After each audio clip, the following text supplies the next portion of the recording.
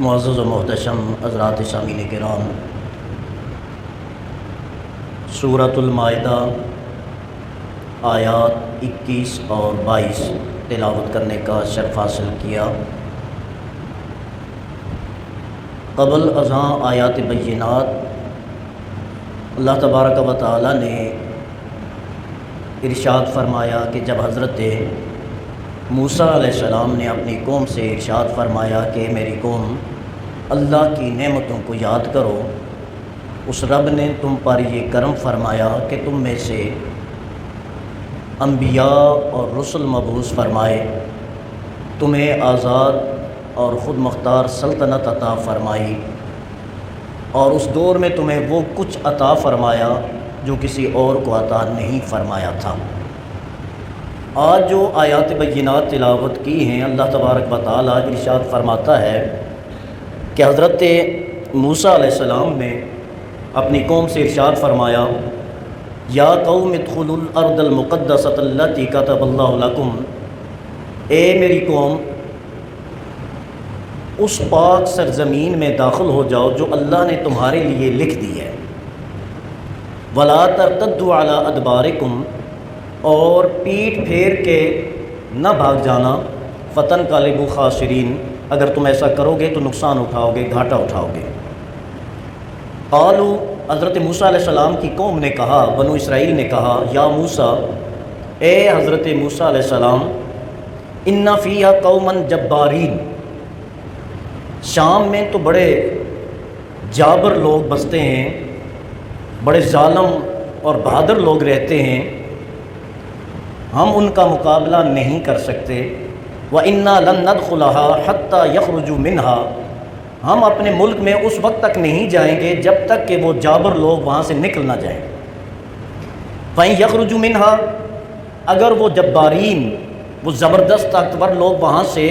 ہمارے علاقے سے نکل جاتے ہیں، فَإِنَّا دَاخِلُونَ، تو پھر ہم ضرور اپنے ملک میں جائیں گے۔ حضرات محترم، یہ بات آپ حضرات جانتے ہیں کہ بنو اسرائیل کا اصل جو ملک تھا وہ کون سا تھا؟ شام کا ملک تھا، اور یہ مصر میں فرعون کی غلامی میں زندگی بسر کر رہے تھے۔ حضرت موسیٰ علیہ السلام کے ذریعے اللہ تعالیٰ نے ان پر یہ کرم فرمایا، موسیٰ علیہ السلام اور ان کی قوم کو فرعون کی غلامی سے آزادی عطا فرمائی۔ صرف آزاد ہی نہیں فرمایا بلکہ فرعون اور اس کے سارے لشکر کو ان کی آنکھوں کے سامنے غرق کر دیا، اور یہ بچے اور وہاں سے یہ وادی سینا میں پہنچ گئے، اور بعض روایات میں آتا ہے کہ تے کے ریگستان میں پہنچ گئے۔ جب وہاں پہنچے، وہاں سے حضرت موسیٰ علیہ السلام نے انہیں ارشاد فرمایا کہ تم ایسا کرو، اب اپنے وطن واپس چلے جاؤ، شام میں واپس چلے جاؤ، اور وہاں شام کے حالات کا پتہ لگانے کے لیے حضرت موسیٰ علیہ السلام نے 12 لوگ منتخب فرمائے۔ کیونکہ اگر میں آسان لفظوں میں آپ کی خدمت میں عرض کروں تو بنو اسرائیل بھی ہماری طرح برادریوں میں بٹے ہوئے تھے، یہ بات تھوڑی کم کرو، بنو اسرائیل بھی ہماری طرح برادریوں میں بٹے ہوئے تھے کہ ایک برادری دوسری برادری کے بندے کو تسلیم نہیں کرتی تھی۔ اگر کوئی چودھری ہے تو انہیں چودھری بندہ چاہیے، مغل ہے تو اسے مغل چاہیے، جاٹ ہے تو اسے جاٹ چاہیے، راجہ ہے تو اسے راجہ چاہیے، یعنی کہ وہ کسی دوسرے کو ایکسیپٹ کرنے کے لیے تیار نہیں تھے۔ ایون کہ وہ ایک چشمے سے پانی بھی نہیں پیتے تھے۔ وہ 12 قبیلے تھے، انہوں نے کہا ہمیں اگر الگ الگ چشمہ ملے گا تو پانی پئیں گے، ہم میں سے کوئی ایک قبیلہ دوسرے قبیلے کے چشمے سے پانی بھی نہیں پیے گا۔ تو اللہ نے ان کی یہ ضد بھی، یہ جو ہے خواہش بھی پوری فرمائی۔ تو حضرت موسیٰ علیہ السلام نے عصا مارا، فانفجرت من 12 عینا،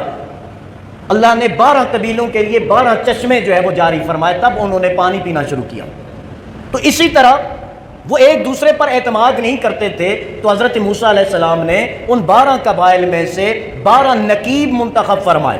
12 لوگ منتخب فرمائے جنہیں شام بھیجا گیا کہ وہاں کے حال اور احوال کے بارے میں پتہ لگائیں کہ مملکت میں اثر رسوخ کس کا ہے، بادشاہت کس کی ہے، ان کی جو ہے دفاعی پوزیشن کیا ہے، افرادی قوت کیا ہے، یہ ساری چیزیں جو ہے پتہ لگانے کے لیے بھیجے۔ اور ساتھ فرمایا کہ جو حال دیکھو گے، اگر کوئی ایسی چیز دیکھو جس سے آپ کی قوم، آپ کے قبیلے ڈرنے والے ہوں، وہ چیز ان کو آ کے بتانی نہیں ہے۔ تو جب وہ گئے وہاں حال احوال دیکھے تو 12 میں سے 10 نے آ کے قوم کو کہا کہ وہ تو بڑے جابر لوگ ہیں، وہ بڑے طاقتور لوگ ہیں، ان کے پاس اسلحہ بہت ہے، ان کے پاس طاقت بہت زیادہ ہے، ان کے پاس افرادی قوت بہت زیادہ ہے، سو ہم ان سے مقابلہ نہیں کر سکتے۔ اب انہوں نے کیا رپورٹنگ کی اور کیا کچھ کہا، قرآن کی زبانی سماعت فرمائیں جس کو اللہ تبارک و تعالیٰ نے بیان فرمایا۔ تو 12 لوگ جب بھیجے، اللہ تعالیٰ ارشاد فرماتا ہے قال رجلان من الذین یخافون انعم اللہ علیہم ادخلوا علیہم الباب۔ اس وقت 2 لوگوں نے کہا جو اللہ سے ڈرنے والے تھے، 12 بھیجے تھے، 10 نے آ کے کہا کہ ان سے تم لڑائی نہیں کر سکتے، وہ بڑے پاورفل لوگ ہیں،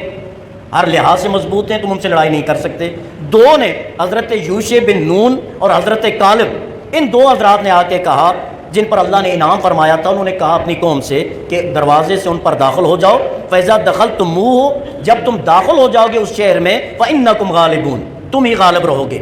وَعَلَى اللَّهِ فَتَوَكَّلُوا، اللہ پر توکل کرو، ان کنتم مومنین، اگر تم کون ہو؟ مومن ہو۔ یہ ان 2 لوگوں نے کہا۔ باقی قوم نے کیا کہا؟ قالوا، تو قوم کہنے لگی یا موسیٰ، اے موسیٰ علیہ السلام، اِنَّا لَن نَدْخُلَهَا أَبَدًا، ہم کبھی وہاں داخل نہیں ہوں گے، ما داموا فیہا، جب تک کہ وہ جبارین، وہ طاقتور لوگ ہمارے ملک میں موجود ہیں، ہم اپنے ملک میں اس وقت تک داخل ہونے والے نہیں ہیں۔ فَاذْهَبْ أَنْتَ وَرَبُّكَ فَقَاتِلَا، ہم تو ان سے نہیں لڑ سکتے، سو آپ جائیں اور آپ کا رب جائے ان سے لڑائی کرے، اِنَّا هَاهُنَا قَاعِدُونَ، ہم تو یہاں ہی بیٹھے ہوئے ہیں، ہمیں غلامی منظور ہے،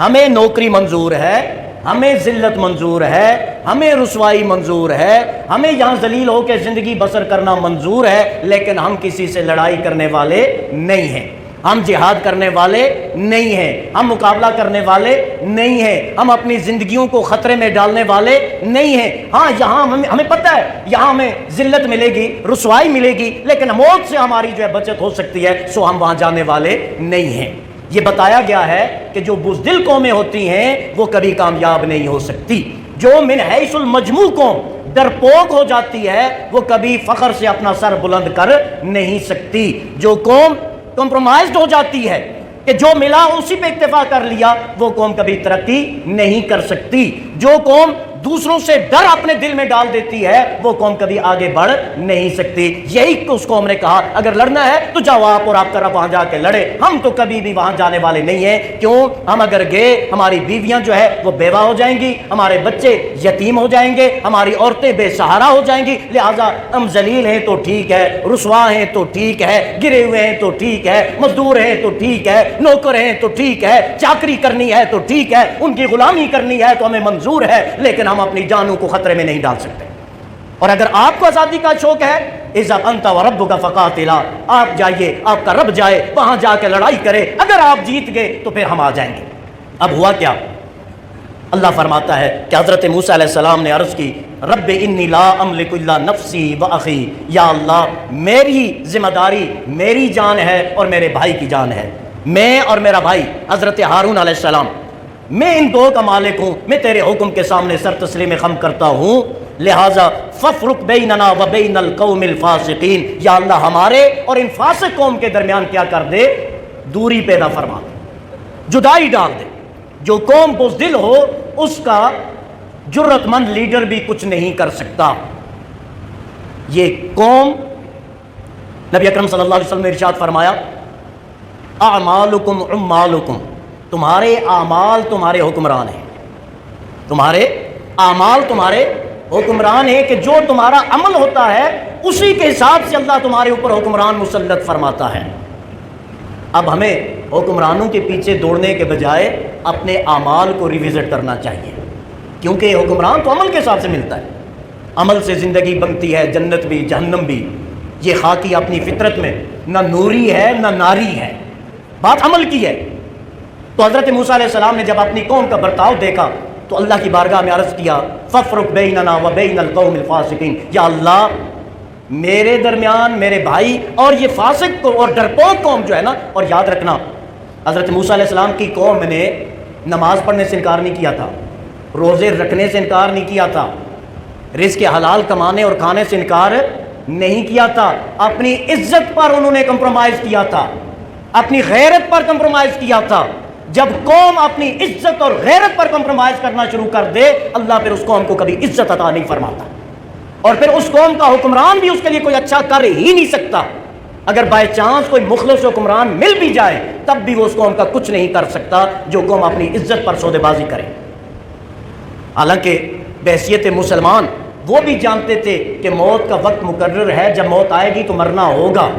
لیکن جرت سے خالی تھے، ہمت سے خالی تھے، اور جب جرت اور ہمت مرد مومن سے رخصت ہو جاتی ہے تو وہ صرف ڈھانچہ رہ جاتا ہے، اس کے اندر باقی کچھ بچتا نہیں ہے۔